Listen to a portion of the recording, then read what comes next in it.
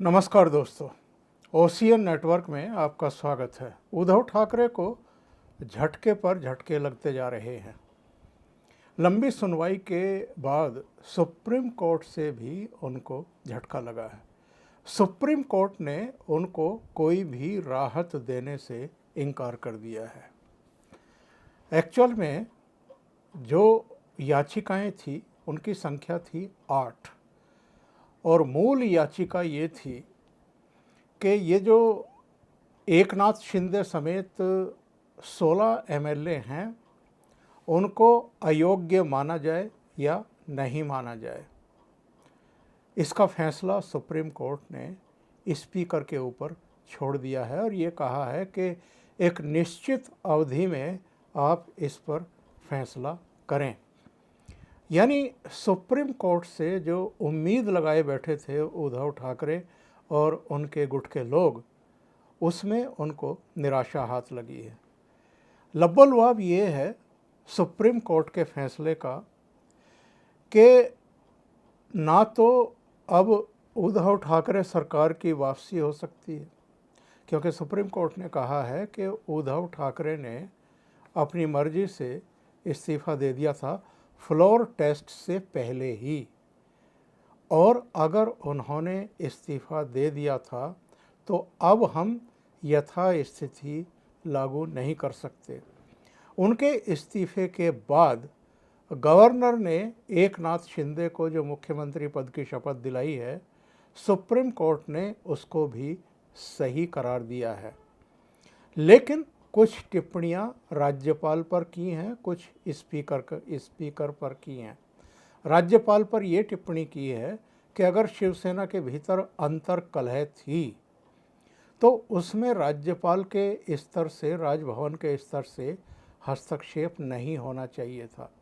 यानी उन्हें सरकार को फ्लोर टेस्ट के लिए नहीं कहना चाहिए था। नंबर 2, जो नए स्पीकर चुने गए राहुल नार्वेकर, उन्होंने जो मूल शिवसेना थी उद्धव ठाकरे की, उसके जो चीफ व्हिप थे उनके स्थान पर जो बागी थे यानी एकनाथ शिंदे गुट के लोग, उनके जो गोगा वाले थे उनको चीफ व्हिप का दर्जा नहीं देना चाहिए था। मतलब उसमें जल्दबाजी नहीं करनी चाहिए थी। सुप्रीम कोर्ट के चीफ जस्टिस की अध्यक्षता वाले जो संविधान पीठ थी, उसमें चीफ जस्टिस DY चंद्रचूड़, इसके अलावा justice MR Shah, justice Krishna Murari, justice Hima Kohli और जस्टिस PS नरसिम्हा शामिल थे। मोटे तौर पर हम क्या कह सकते हैं इस फैसले के बारे में? वैसे तो एक डिटेल वीडियो मैं जल्दी ही बनाने वाला हूं, लेकिन सुप्रीम कोर्ट से चूँकि बड़ा फैसला आया है जिसने उद्धव ठाकरे को एक और झटका दिया है, तो इस पर एक अपडेट तो आप लोगों के लिए बनता ही था। तो उद्धव ठाकरे की पहले तो मुख्यमंत्री पद की कुर्सी गई, MVA सरकार का अंत हुआ बगावत के चलते। दूसरे, उनके हाथों से शिवसेना भी निकल गई, जो मूल सिंबल था पार्टी का वो भी चला गया, क्योंकि चुनाव आयोग ने एकनाथ शिंदे के नेतृत्व वाली शिवसेना को ही असली शिवसेना माना है। दूसरे, शिंदे चीफ मिनिस्टर बने रहेंगे, यानी लंबी कानूनी लड़ाई के बावजूद जो सरकार इस समय काम कर रही है वो बनी रहेगी, उसके बारे में कोई टिप्पणी सुप्रीम कोर्ट ने नहीं की है। सिर्फ इतना कहा है कि हम यथास्थिति बहाल नहीं कर सकते, क्योंकि उद्धव ठाकरे ने तो इस्तीफ़ा दे दिया था।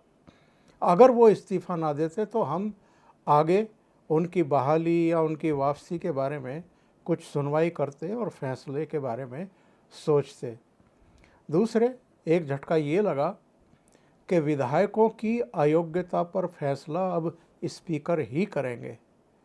अब उसमें कोई तकनीकी पेच होगा तो मुझे लगता है कि एकनाथ शिंदे और उनकी पार्टी वो भी पूरा कर लेगी।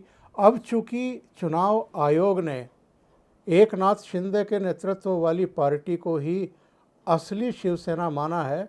इसलिए अगर अब एकनाथ शिंदे फिर से गोगा वाले को ही विधानसभा में चीफ व्हिप के लिए लेटर देते हैं, राहुल नार्वेकर को, स्पीकर को, और वो उसको स्वीकार करते हैं, तो अब जो नए चीफ व्हिप हैं, यानी असली पार्टी जो अब एकनाथ शिंदे के पास है, उसके जो चीफ व्हिप है उसी की बात मानी जाएगी।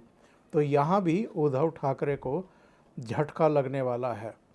कुल मिलाकर के हम ये कह सकते हैं कि उद्धव ठाकरे को सुप्रीम कोर्ट से भी कोई राहत नहीं मिली है, उन्हें एक और झटका लगा है।